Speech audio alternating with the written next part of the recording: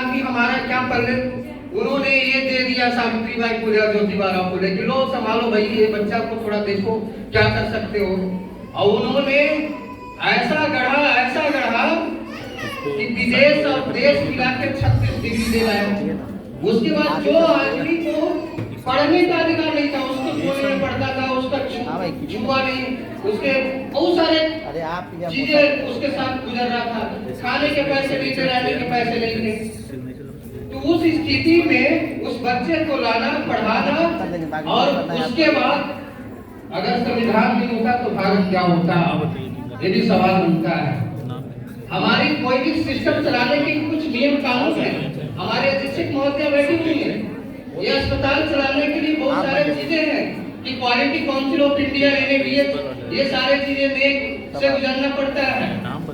तो ये काउंसिल बनता है, उस सारे चीजें बनते हैं, सिस्टम बनते हैं, उसको बनाने के लेके अगर पूरी रूपरेखा करने के लेके अगर ऐसे लोगों को चुनना है तो सबसे बड़ी चीज है कि इनके याद तो हम कर रहे हैं, लेकिन याद करने से काम नहीं चलेगा।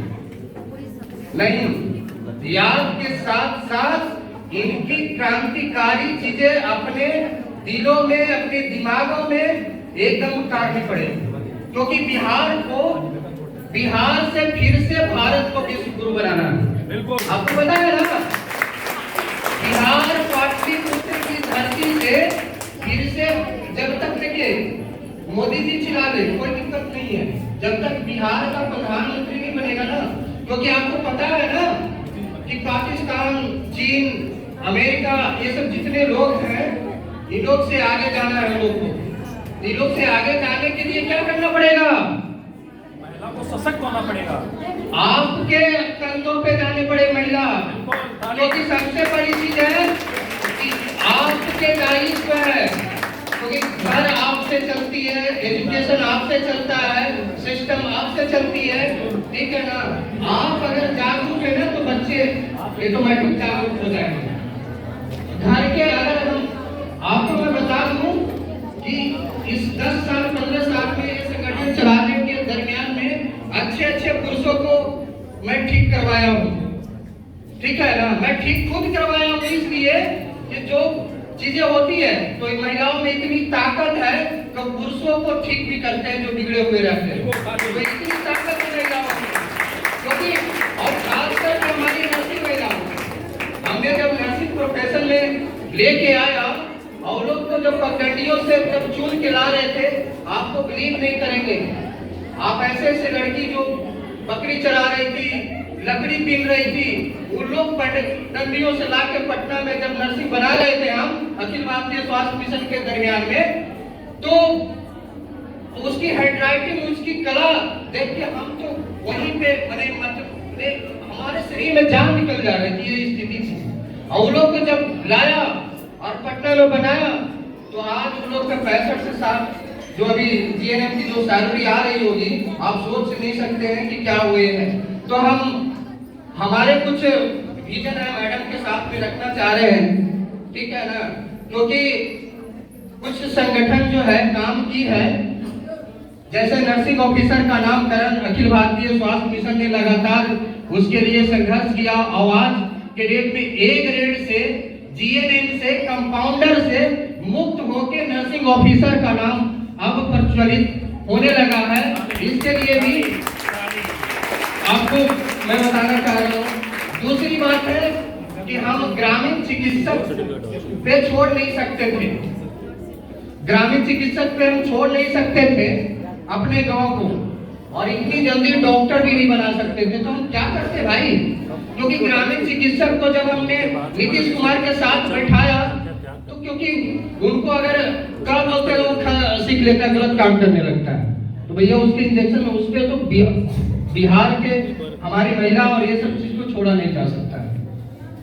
आपको मैं बता दूं, कोविड आपने 2020 में परिकल्पना सोच लिया था, अखिल भारतीय स्वास्थ्य मिशन ने 2010 से कोविड जैसे बीमारी की बात कर रहा है, क्योंकि हमें पता था कि जब सिस्टम, मैं क्या बोलूं, कोविड जैसे 1 मार्च को मैं 3-4 राज्य घूम कर आया कोविड से पहले, और हमें महसूस हो गया था कि कुछ गंभीर होने वाली है। तो हमने क्या किया, राज्य स्वास्थ्य समिति से लेकर जितने भी प्राइवेट अस्पताल थे और सरकार को अवगत करवाया बाय लेटर, बोल के नहीं माने, बोले ये सब तो हवा है, निकल जाएगी, ये होगी वो होगी। हमने 14 तारीख को मीडिया में ब्रीफ दिया, फिर भी लोग नहीं माने।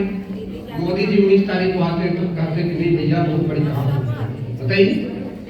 तो चीजें आप शुरुआत करेंगे, अब मान उसी परिकल्पना के आप नतीजा ये है कि सावित्रीबाई फुले, ज्योतिबा फुले हमारे जैसे ही सामाजिक कार्यकर्ता थे, राजनीतिक कार्यकर्ता नहीं थे, इसीलिए इनको नहीं याद किया जाता है। आप नहीं जान रहे थे, हमने बहुत सारे शिक्षक से पूछे, सारे बच्चे से पूछे, गांव गलियों में पूछे, किसी ने नहीं बताया कि सावित्रीबाई फुले कौन। इसलिए हमारी भारत की दुर्भाग्य है, अभी भी हम जहाँ जहाँ स्कूल में जाते लगातार मनाते हैं। मैं पिछले साल सीतामढ़ी के गौतम बुद्धा बीएड कॉलेज है, वहाँ पे जयंती मना रहे थे और सम्मानित का कार्यक्रम वहाँ रहता था। हर एक साल अलग अलग रहता है, कभी पूर्णिया रहती है, कभी कुछ। ये संजोग है कि हम इस बार पीएमसीएच और एनएमसीएच के नर्सेस के साथ हम मना रहे हैं।